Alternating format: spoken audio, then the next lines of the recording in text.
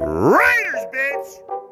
Welcome back to the Silver and Black Radio Podcast, your go-to source for everything on the Las Vegas Raiders. Whether you're a diehard motherfucker like me, just getting to know Raider Nation, our passionate hosts are here to bring you all the excitement on Raiders football. I'm Shit Show Joe, and welcome to the Silver and Black Radio Podcast. Let's go, Raiders! If not, fuck yo. All right, welcome back to the Silver and Black Radio Podcast. I'm your host, Raider Will, and I am here with my boy, Tony B. What's from happening? TBA Spokane. You already know Spokane in the building. 509. Let's go get it. Yes, sir. And today, guys, in today's episode, what we're going to talk is, what we got expectations for the running back room, who we believe is going to step up in that role in the linebacker room behind Spillane and Diablo, sophomore players that will break out, and Raider events. So let's get right into it, baby. Tony B, we know that, we got Luke Getzi coming in, offensive coordinator, known for pounding the rock. He's known for being physical up front, having guys up front. I think they were, what was their offensive rank? 7th or something like that, or 2nd in the league, I believe. Sorry, at 141 yards a game. But I mean, they got crazy numbers on the ground. Now, with that happening, Tony B, we expect that running back room to be exploding, to have big numbers, to come out and make sure that, they're making a splash. So, what are your expectations this year for the running back room? And give me some names that we might not expect that might make a big splash. My thing is like, I like the fact that I feel like we don't have a 1 and a 2 back. We have a 1 and a 1, like a 1.5.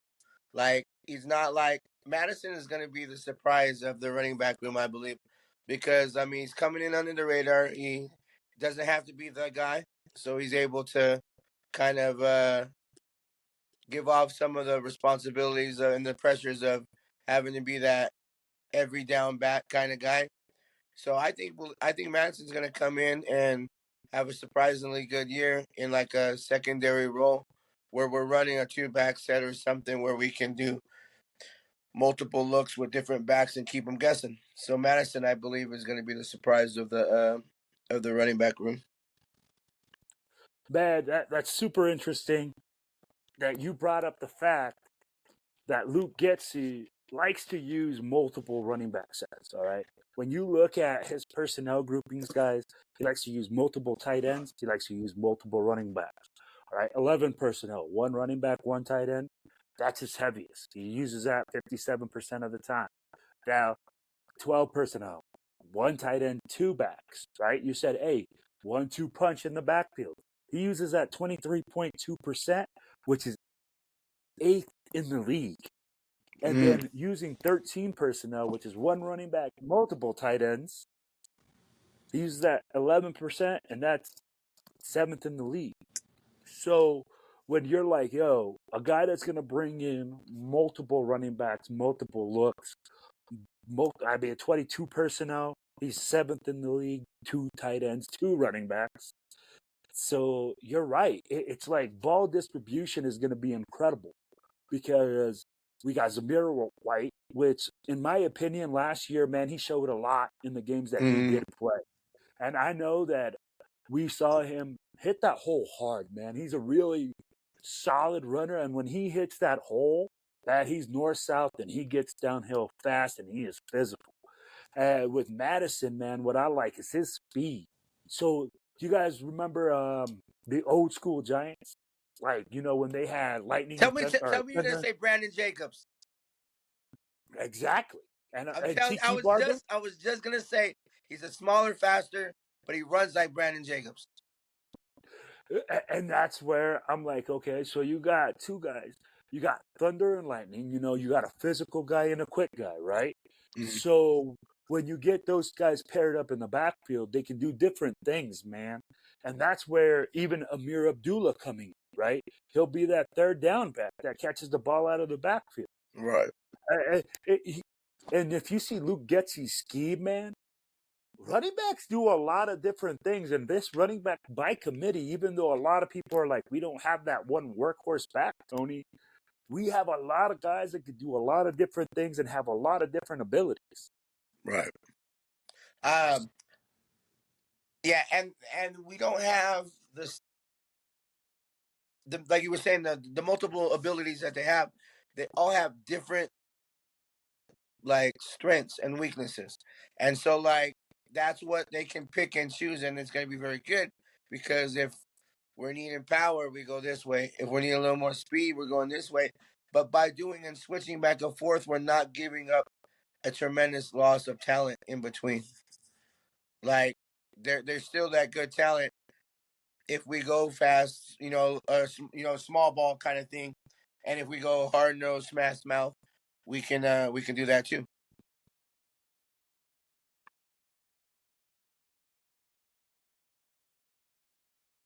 No.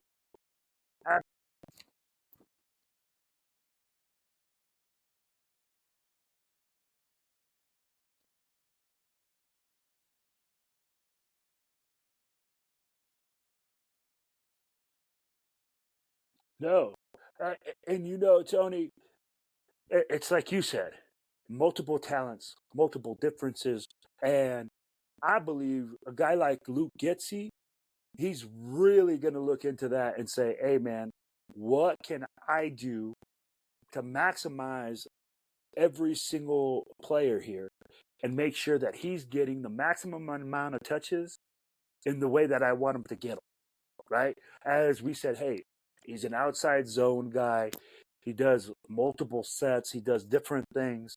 And I believe it's like you said, man, when you got a stable of backs back there that have all those different abilities, man, just because one guy has a shortcoming right here doesn't mean you don't have another guy that you can be like, hey, man, Petey, get in there. Make it happen, baby. Next guy up. Let's go. Yes, sir. So let me get your bold predictions for the running back room. All right, Tony B, give me them bold predictions, baby. Oh, man. I think the combined yardage from the two first, the White and Madison, I think they'll be the highest running two-back set in the league. We're setting up for a nasty run game, and we got two guys that can run the ball, and I think we got the whole like the 1-2 punch, if you want to say it. So I say the combined from the top two backs will lead the league in rushing. That's pretty bold.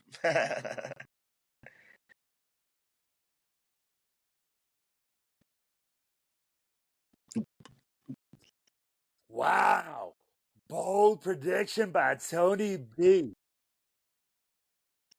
They had 1-2 punch leading the way in the league. Now, I'm going to give you my bold prediction, okay? All right, Raider Nation, listen up. I know you're crying a little bit about Josh Jacobs leaving, about him packing his bags and going up north. But guess what? Big Daddy Zamir White has come here and he's going to fill up your bag of jolly joys, baby. Because this dude is going to make you not miss Josh Jacobs. Guys, I really feel like we found something in this kid that he is going to be hungry. Yes, I know that his career might be shorter. He has 2 ACLs, he has stuff like this. But I really feel like this year, even though Josh Jacobs leaves, goes to the Packers, our run game is actually going to be better this year. We're going to be able to pound the rock, and it's not going to be because, hey, you got Josh Jacobs. It's going to be because the offensive line is working well. The running back is working well. And if you guys saw anything last year, okay, when Zamir White came into the game, he looked good. He looked like he was in sync with the offensive line. He was reading the right gap. He was hitting it hard. He was making big plays. And that's why my bold prediction is that we will not be missing Josh Jacobs this year. So, mark that down, Tony B. Yo, Zamir White. I think Zamir White is going to have 1,000-yard season. Oh, Gary, I don't, barring any or too many shared looks, I see that happening because, like I said, I think we might have two. Like, So never you know. think we Like, might have two 1,000-yard rushers? that would be pretty bold. No, or or one's gonna go over and one's gonna be close. I can Both see that. doable. Okay. Now, we didn't touch on the two guys on the lower side of the depth chart, which was Amir Abdullah and Dylan Labe. But I'm going to tell you also, okay, Dylan Labe is going to make a big impact for Raider Nation on special teams this year. This guy is an underrated McCaffrey type. People are sleeping on this dude, Tony. This guy has come into OTAs, taken his place, and said, yo, I'm going to make this happen. He's making punt returns look easy. He's making kickoffs look smooth. So I think this guy's another guy that's going to come in, and he might be a sleeper. What are your thoughts on Dylan Labe, bro? I definitely see his impact being more on the special teams in the return game. That's for sure. But we're gonna be carrying a lot of backs. I see him, So if that's where he's gonna get his on field time, then he shines there and waits his turn and gets those reps. That DeAndre that Washington type running back, kind of does what he needs to do when it's his turn, but doesn't get enough looks to be comfortable out there. So punt returns, kick returns, there you go. No, absolutely. And I think that's where he'll make a big impact. And watch out. Like I said, he might be a breakout player as well. So we're going to move on to the linebackers. Tony, we've all known that, hey, I think this year, Spillane established himself as the premier linebacker for the Raiders. I mean, like, honestly, he is our top dog in my opinion. Divine Diablo, his best season as a Raider, hands down playing linebacker, a sideline to sideline kid. But you know that, hey, you need that third guy, that guy that's going to step in. We play a lot of nickel. Now, I'm going to share the depth chart with you right now, okay? So I'm going to share my screen here.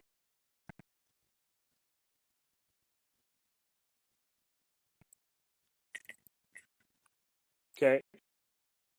And on the depth chart, so, okay, we got Amari Burnley, who we selected in the 6th round last year.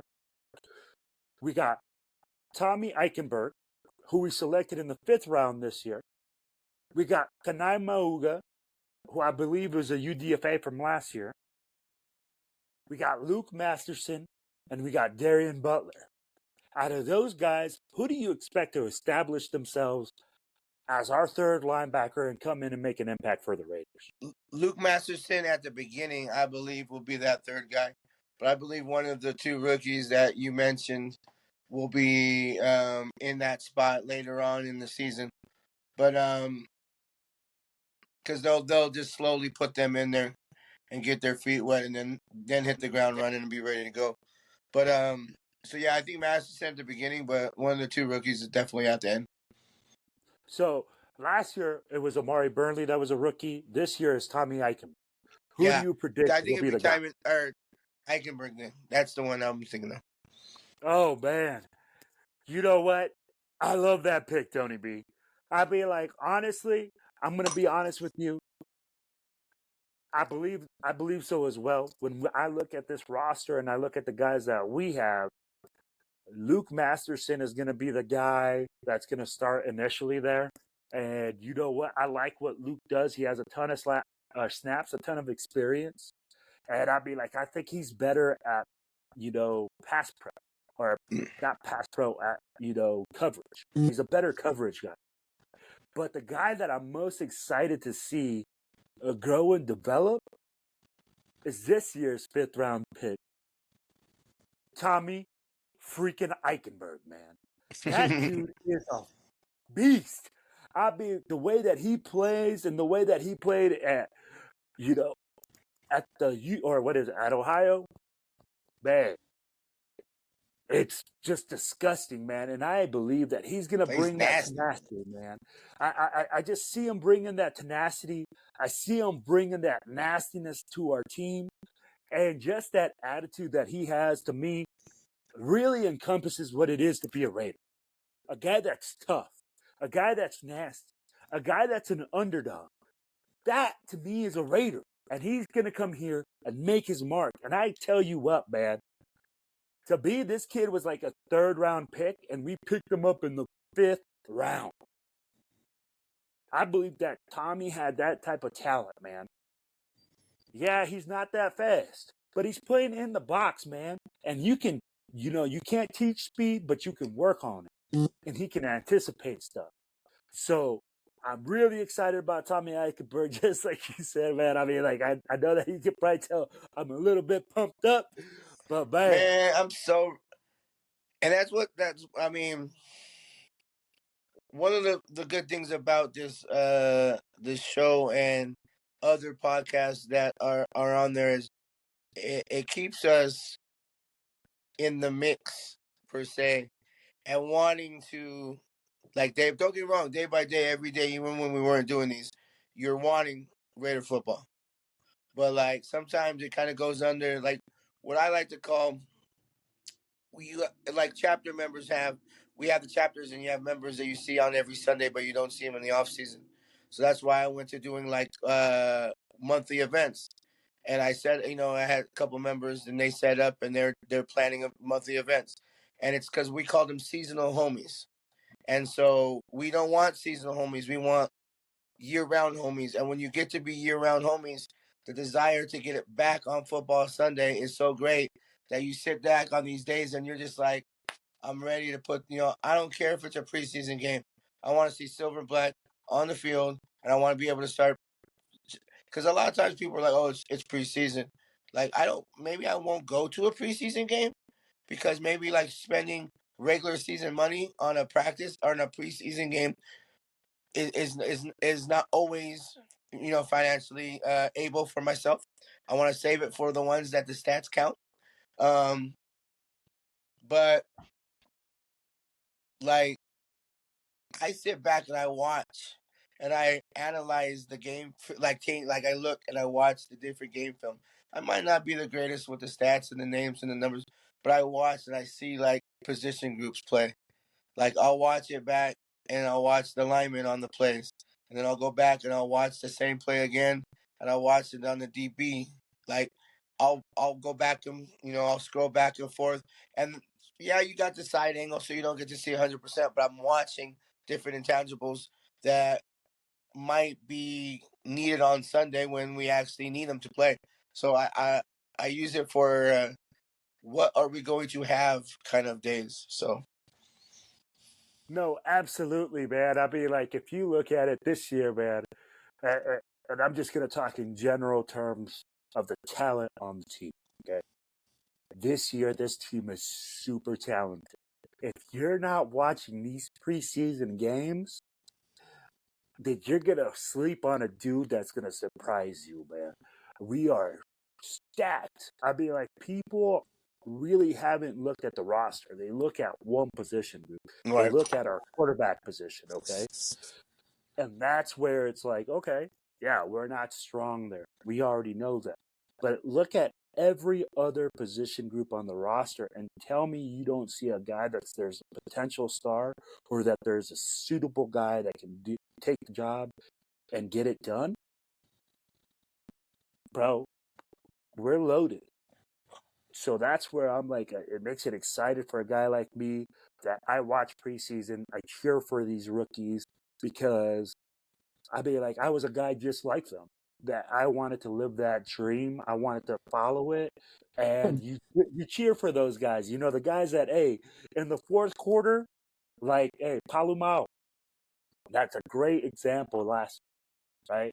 Everybody fell in love with him. Everybody was talking about how, you know, he's Palumalu's nephew and that he has the bloodline and that he's a great kid and that he has all the talent.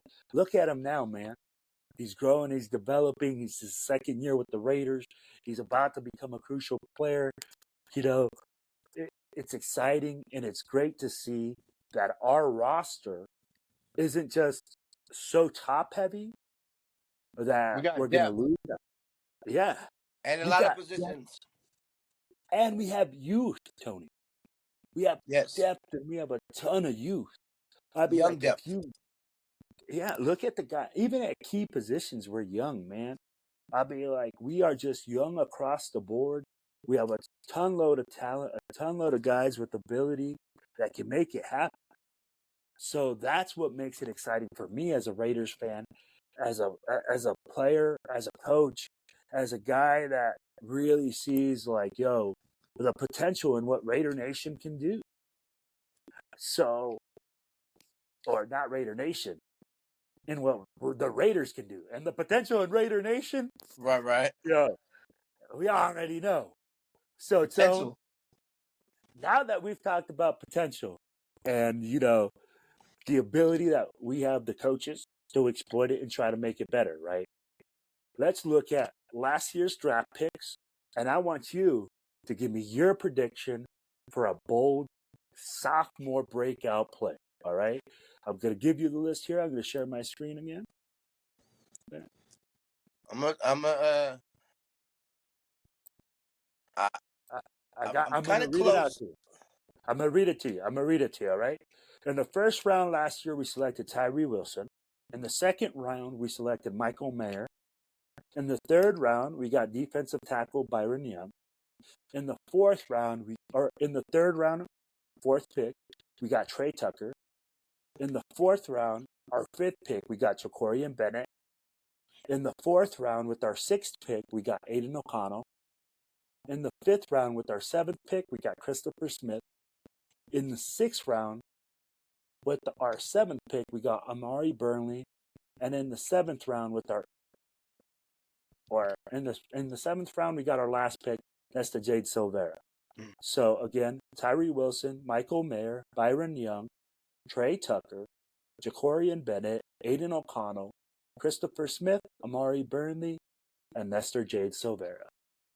So who do you got, Tony B? My bold sophomore breakout player is gonna be the guy that leads us to the playoffs and beyond, and that will be our starting quarterback, Aiden O'Connell. I think by that time, he'll be the one that breaks out. I guess you can say he might not. I think when they go to him, he'll be ready. Everybody I'm first to say I wasn't really hype on the train, but it takes years to get there sometimes, and there needs to be advancement and progression, and I think he'll have that. And when he gets that, he'll he'll be he'll be hard to deal with. He's going to be a good quarterback. I don't know if he'll be the starter at the beginning, but he'll be the starter at the end when we win that playoff game. Well, and you know what? I like that pick, Cody. I really like that pick because I really feel like last year, Aiden O'Connell was put in a tough position. Okay, when he came into that game, uh, with with Josh McDaniels with McDoofus calling the game when they made the switch with him and Jimmy Garoppolo, I really feel like he wasn't set up for success. He was set up for failure. They didn't adjust the playbook. They didn't adjust the play calls. And I think McDaniels was just trying to make it look like, hey, you guys are wrong. I'm right. I know what these guys can do, and he can't do this. And, I'm going to make it happen. And it's just the way I do things. And it backfired on him. And obviously, we see where the heck he's at now. Shit can. And, the kid got given a raw deal. So I can definitely see what you're talking about and the potential for Aiden O'Connell to be the breakout player of the year. Now, for me, I'm going to give you two guys, all right? I'm going to give you one guy offensively and one guy defensively. Hey, I didn't know we were giving out two guys. I had a second guy too. Okay, all right. No, Now I'm just no. Now you got it, Tony. Give me your second you guy. go. Has to be You go one. No. You go one, and then Okay. I'll go my other. Okay, you went offense. I'm gonna go defense. Okay. So my breakout player. Okay, and I feel right now that he's gonna be a breakout player because the coaching staff is trusting him because we're not bringing in outside guys to cover this position. Right. Okay. And for me, it's going to be Jacory and Bennett. Jacory and Bennett on defense is a guy that is going to break out because of the enormous pressure that's on him right now. And he's going to get the reps. And from what I'm hearing about OTAs in him, he's looking good. He's looking confident. He's looking smoother. He's understanding the process. And guys, again, this is another guy that I believe we got at a sleeper pick. We picked him up in the 4th round.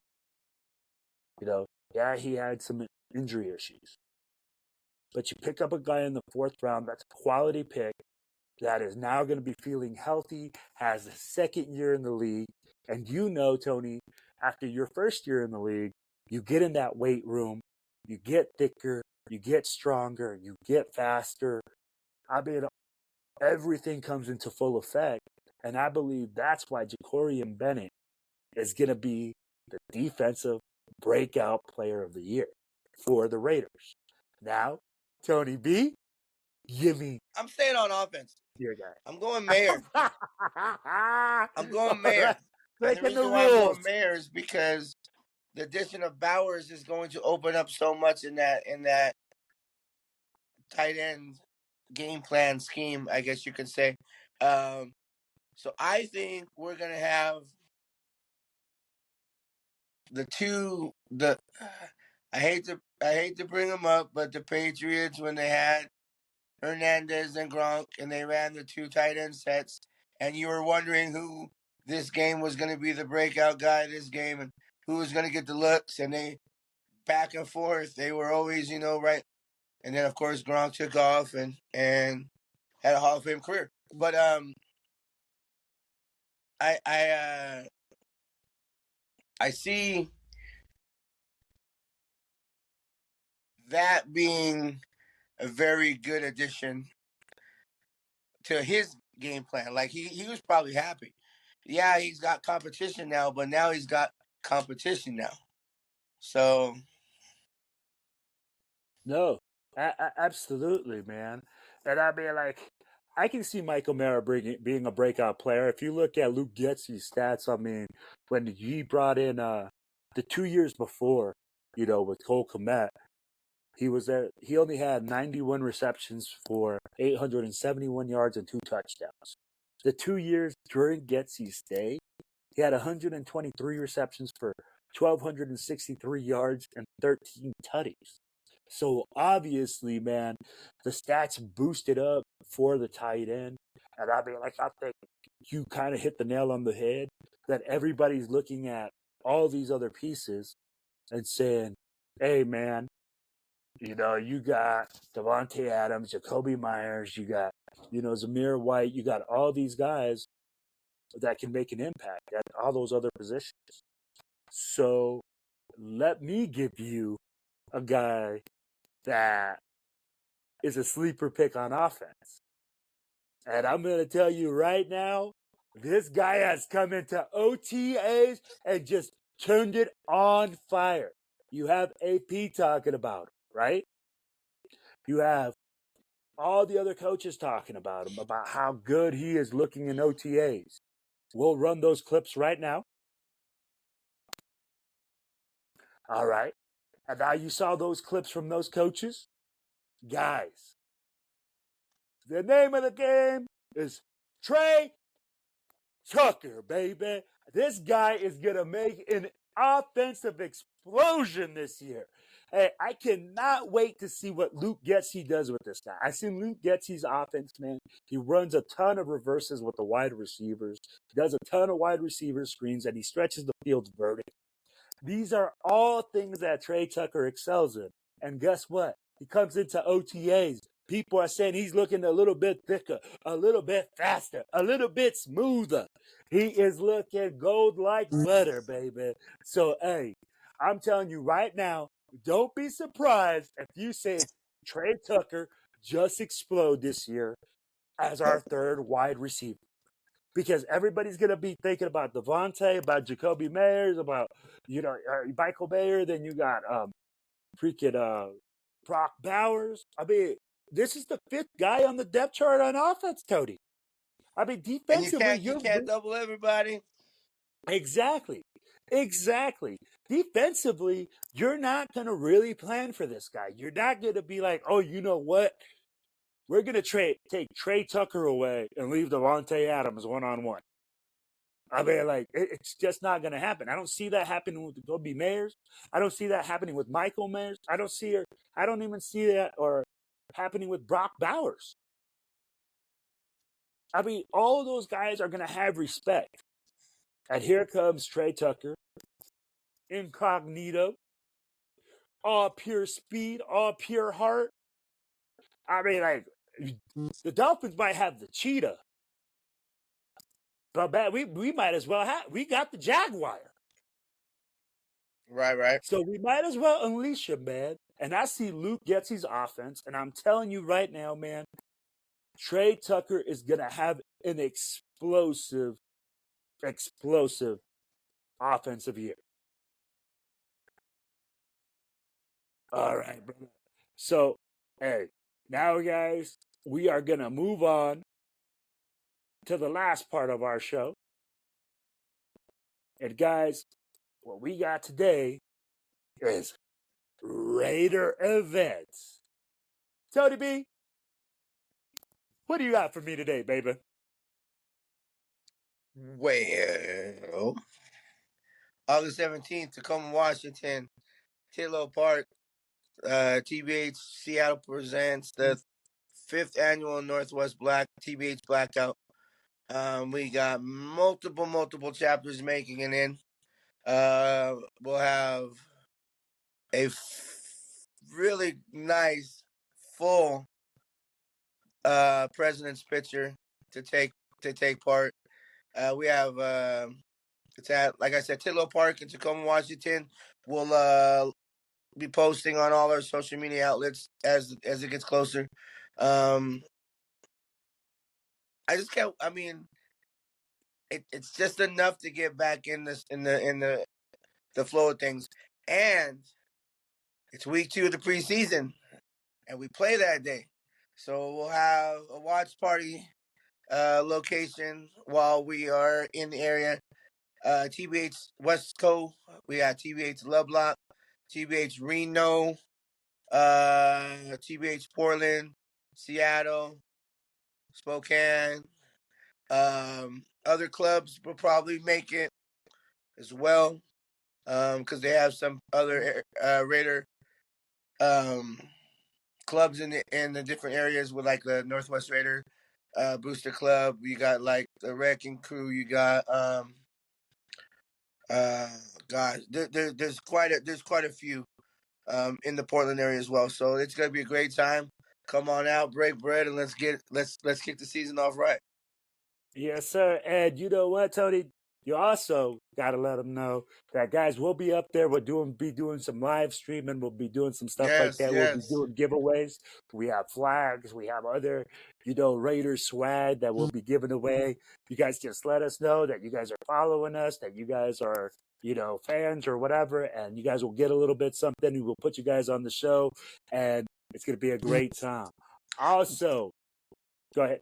I was gonna say, what we can do is we could do a post before event show where we'll say a certain phrase or keyword that you must come up to us while we're at the event, and then you would get said item. If you're one of, depending on how many items we get, we will be having a raffle for a Nevada label Woodson's whiskey bottle.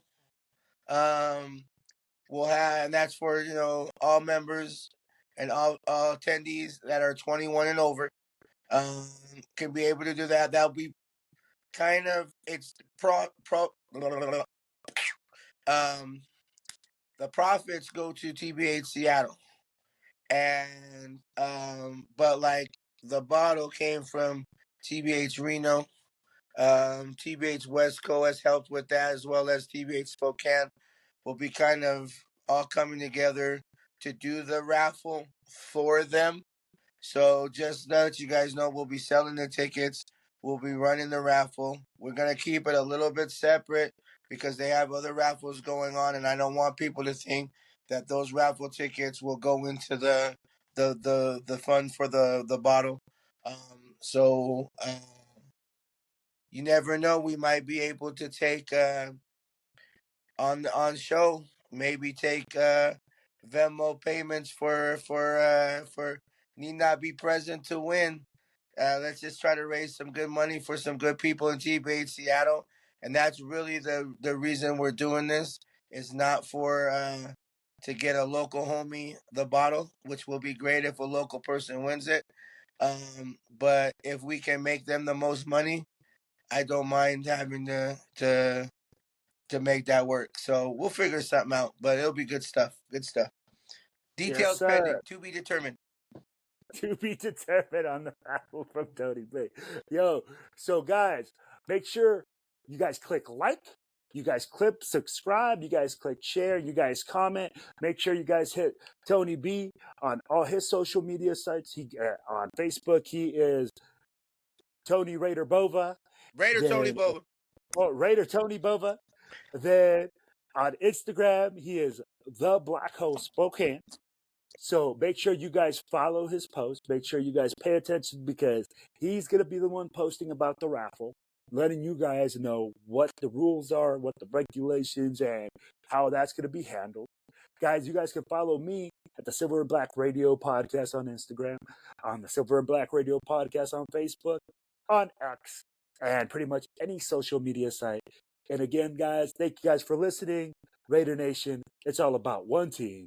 It's all about one nation. It's all about the Raiders.